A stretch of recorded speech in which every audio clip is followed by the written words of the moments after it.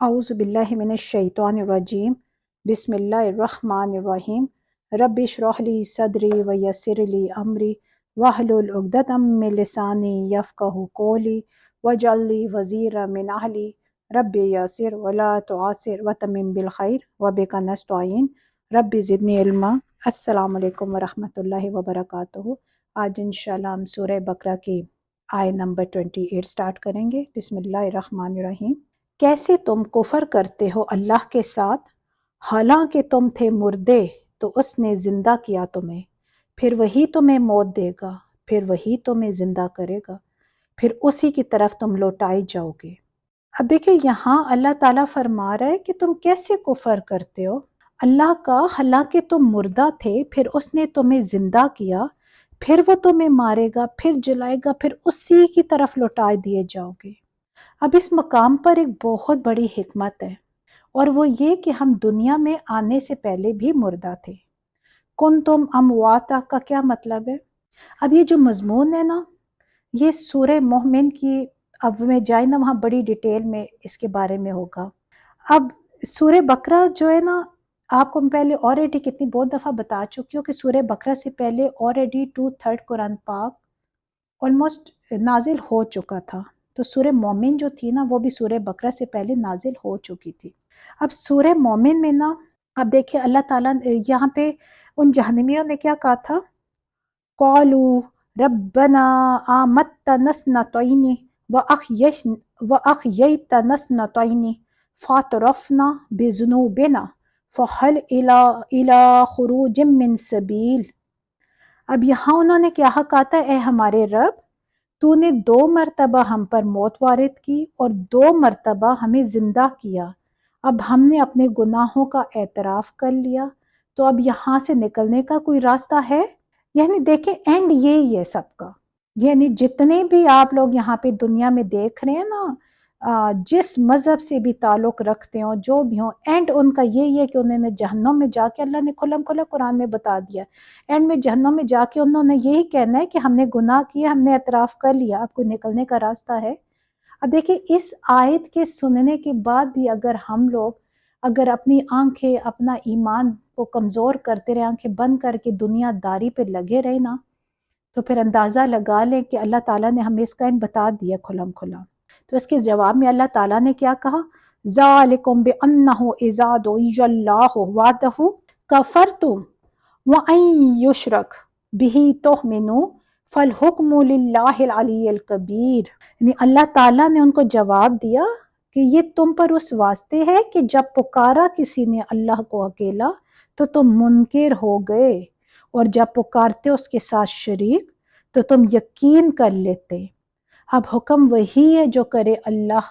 جو نہایت بلند اور بہت بڑا ہے۔ اب دیکھیں یہاں یہ بات بھی واضح ہو گئی جو ہم آلریڈی پہلے پڑھ چکے، کہ انسان کی تخلیق نہ عالم ارواح میں ہو چکی تھی، اور وہ صرف ارواح کی حیثیت سے تھا، اور ان ارواح سے نا وہاں سے عہد بھی لیا گیا تھا، اور اس عہد کو عہد الست کہلاتا ہے وہ عہد۔ پھر اس عہد کے بعد انہیں وہاں پہ سلاد دیا گیا تھا، گویا ایک پہلی موت ہو گئی تھی۔ پھر ان کی پہلی زندگی کیسی ہوئی، انہیں دنیا میں تناسل کے ذریعے انسان کے جسم کی تخلیق ہوتی ہے، ظاہر ہوئی ماں باپ کے ذریعے، پھر وہ دنیا میں آئے اور ان میں روح پھونکی گئی، ارواح پھونکی جاتی ہیں۔ یہ گویا ایک انسان کا وہ پہلی موت سے اٹھ کے پہلی زندگی کی طرف آنا ہے۔ اب اس زندگی کے بعد جو ہمیں موت آئے گی نا، وہ دوسری موت ہوگی، بہانہ چاہے جو بھی ہو، ایکسیڈنٹ ہو، بیماری ہو، گردے فیل ہو گئے ہو، ہارٹ اٹیک، کوئی بھی بہانہ بنے، یہ جو موت ہوگی ہماری دوسری موت ہوگی۔ اب اس کے نتیجے میں نا ہماری مٹی جو ہے، وہ ہمارا جو جسم ہوگا وہ مٹی میں چلا جائے گا جہاں سے آیا تھا، اور ہماری روح جہاں سے آئی تھی نا وہیں پہ واپس چلی جائے گی۔ پھر اب اس مرنے کے بعد قیامت میں جب اٹھیں گے نا، قیامت کے وہ ہماری دوسری زندگی ہوگی، اور اس زندگی کا کوئی اینڈ نہیں، اس کے بعد کوئی موت نہیں۔ دیکھیں سورہ مومن میں وہ کیا کہہ رہے ہیں جہنمی، کہ ہمیں 2 موتیں اور 2 زندگیاں مل گئیں، کہ اب دوبارہ کوئی راستہ ہے؟ کہ یعنی ہمیں احساس ہو گیا اب ہم صحیح معنوں پہ یا اللہ جی تیری ہدایت کے مطابق چلیں گے، لیکن اس ٹائم پچھتاوے کا کوئی فائدہ نہیں ہوگا، کیونکہ اللہ نے ہمیں بتا دیا نا، اب اس کے باوجود ہم اگر آپشن ڈھونڈے کہ تو پھر زیادتی ہے کہ اب آپشن اللہ نے آلریڈی دے دیے کہ اسی دنیا میں انسان نے خطا کا پتلے، غلطی ہو بھی جاتی ہے لیکن پچھتاوا اسی دنیا میں ہو، اسی دنیا میں توبہ کرو اور ہدایت کے راستے پہ چلو، اللہ تعالیٰ غفور رحیم ہے، ضرور معاف کرے گا۔ اب بخاری شریف میں کہ قیامت کے دن موت کو مینڈے کی صورت میں لا کر ذبح کر دیا جائے گا۔ جو جنتی ہوں گے نا وہ گھبرا کر جنت کے کنارے آ جائیں گے، ظاہر انہیں یہ ڈر ہوگا کہ کہیں یہ نہ ہو کہ ہمیں جنت سے نکال ہی نہ دیا جائے، اور جہنمی اس خوش فہمی میں خوش ہو کر جہنم کے کنارے آئیں گے کہ شاید انہیں معافی مل جائے، لیکن اس ٹائم پہ اللہ فرمائے گا جنتیوں کو، یہ خوشخبری دے گا کہ جنتیوں تم لوگ جنت میں جاؤ ہمیشہ کے لیے، اور جہنمیوں کو ہمیشہ کے لیے عبرت کی طرف بھیج دیا جائے گا۔ اب دیکھیں ابھی ہمارے آلموسٹ یہ 4 رکوع کمپلیٹ نہیں ہوئے سورہ بقرہ کے، لیکن دیکھیں یہاں پہ تمام یعنی الہامی کتابیں، تمام قرآن پاک کا خلاصہ، تمام الہامی کتابوں کا خلاصہ، جتنے انبیاء آئے ان کی دعوت کا خلاصہ، زندگی کا مقصد کے آلموسٹ سب بیان ہو چکا ہے۔ یعنی اگر اتنا بھی آپ لوگوں نے اب یہ جو میری تفسیر شروع ہوئی یا وہاں سے لے کے اب تک آپ نے جو سنی نا، آپ کو اندازہ ہو گیا ہوگا کہ یہیں پہ یعنی ہمیں ٹوٹل ہدایت اللہ تعالیٰ نے اتنی دکھا دی کہ انسان راہ راست پہ آنا چاہے نا تو ابھی بھی آ سکتا ہے۔ اب دیکھیں میں آپ ہم سب ہم نے یہاں تک جتنا بھی پڑھ لیا نا، اگر ہم اپنے آپ کو اس قابل سمجھتے ہیں کہ ہم نے اپنی جو زندگی گزاری اور جو گزارے ہیں وہ ویسی ہی ہے جو میرے رب نے حکم دیا جیسے ہم پیچھے پڑھ چکے ہیں، تو ظاہر ہم انشاءاللہ اللہ کے کرم سے صحیح معنوں پہ متقی ہیں۔ یا یہ بھی دیکھ لیں انسان اپنے سے بہتر تو کسی کو نہیں جان سکتا نا، انسان اپنے آپ کو زیادہ بہتر جانتا ہے کہ یا ہم پھر منافقین یا کفار میں سے ہے۔ اللہ ماشاء اللہ بہت سے مومن اپنی زندگی جو ہے دین کے مطابق گزار ہیں، لیکن بہت سے ایسے بھی ہیں نا جو مسلمان تو ہیں لیکن دنیا داری میں ہی لگے ہوئے ہیں، انہیں زندگی کا مقصد اللہ کا انسان کو دنیا میں بھیجنے کا مقصد سمجھ ہی نہیں آ رہا، بس دنیا داری میں انہوں نے آگے نکلنا ہے، ہر بندے کی یہی خواہش ہے کہ کسی طرح وہ آگے نکلے بس۔ اب دیکھیں ہم میں سے ہر ماں باپ جو ہے وہ چاہے امیر ہو چاہے غریب ہو اپنی اولاد سے کتنا محبت کرتا ہے، جتنا ممکن ہو سکے ہر سہولیات اکٹھی کرتا ہے، گرمی سردی سے بچاتا ہے، بھوک مٹانے کے لیے محنت کرتا ہے، مزدوری کرتا ہے، دن بھر تھکتا ہے تاکہ بچوں کے کھانے کا انتظام ہو سکے۔ سردیوں میں دیکھیں موٹے کپڑے، گرمیوں میں پتلے کپڑے، کوئی افورڈ کر سکتا ہے تو گرمیوں میں اے سی، سردیوں میں ہیٹر، یعنی ہر فیسلٹی پرووائڈ کرنے کی کوشش کرتا ہے ماں باپ، ہر ممکن اولاد کے لیے سکھ دیکھتا ہے نا۔ تو پھر آج آپ ہم سب جو یہ سن رہے ہیں اب یہ غور کریں نا کہ ہم اپنے بچوں کے لیے جن سے ہم اتنی محبت کرتے ہیں تکلیف کا سوچ بھی نہیں سکتے، تو کیا ہم لوگ ان کے لیے جہنم کی آگ نہیں خرید رہے؟ کیا ہم راہ راست پر ہیں، ہدایت کے راستے پر ہے جو ہماری اولاد بھی ہدایت کے راستے پر چلے، یا صرف دنیا دنیا دنیا، ہم بھی دنیا میں دھکے کھا رہے ہیں، دنیا گزارنے کے طریقے سیکھ رہے ہیں اور ہماری اولاد ہمیں دیکھ کر ہمارے لیے بھی وہی کر رہی ہے۔ اب دیکھیں سورہ بقرہ کی آیت سننے کے بعد اور سورہ مومن کی وہ آیت سننے کے بعد نا جہنمی خود بولیں گے یا اللہ ایک موقع اور دے دے، یعنی یہ سب تو ہوتا ہے نا، یہ ہو کے رہے گا، تو پھر ہم کیوں آخرت کی بجائے ہم دنیا ہی کا سوچتے رہتے ہیں؟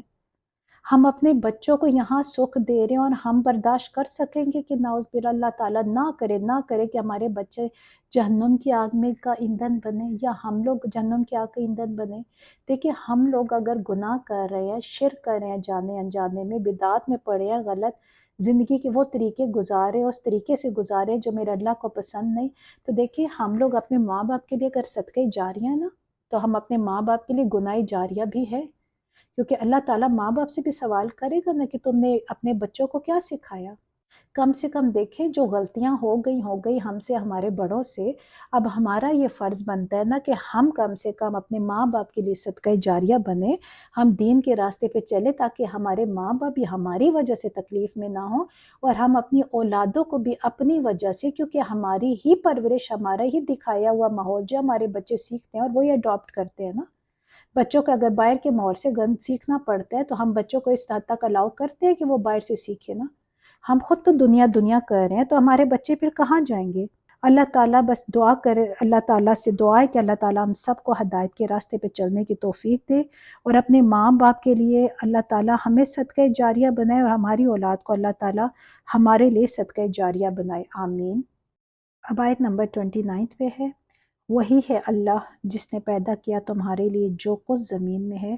سب کا سب، پھر وہ متوجہ ہوا آسمان کی طرف، چنانچہ اس نے ٹھیک کر کے بنا دیا انہیں 7 آسمان، اور وہ ہر چیز کو خوب جاننے والا ہے۔ اب یہاں دیکھیے اللہ تعالیٰ نے انسان کو ایک کتنا پروٹوکول دیے، کتنی ویلیو دے رہا ہے اللہ تعالیٰ انسان کو، کہ اللہ تعالیٰ کہہ رہے کہ زمین میں جو کچھ بھی ہے وہ اللہ نے انسان کے لیے بنایا ہے۔ یعنی اللہ تعالیٰ نے دیکھے بڑے مان سے نا انسان کو دنیا کی خلافت دے کر بھیجا تھا۔ اللہ تعالیٰ نے کیا کہا تھا فرشتوں کو کہ میں حضرت آدم علیہ السلام کے بارے میں کہ میں اپنا زمین پہ خلیفہ بنانے والا ہوں۔ ایون دیکھیے فرشتوں کو اس ٹائم تھوڑا سا ڈاؤٹ تھا نا،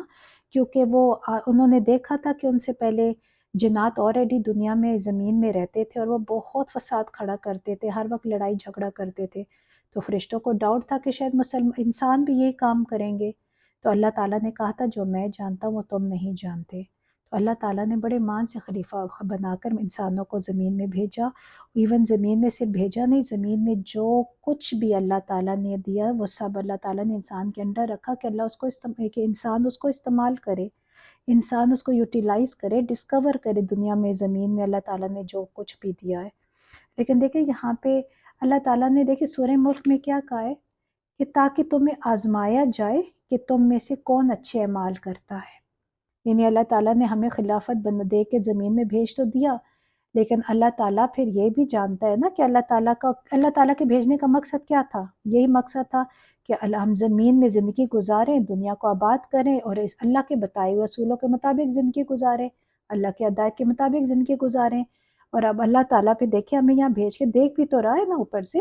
جہاں بھی اللہ تعالیٰ میں چیک کر رہا ہے نا کہ اللہ تعالیٰ نے خلافت تو دے دی۔ دیکھیں جب یہ خلیفہ کے پاس کچھ بھی اگر ایک بادشاہ خلافت دیتا ہے نا تو وہ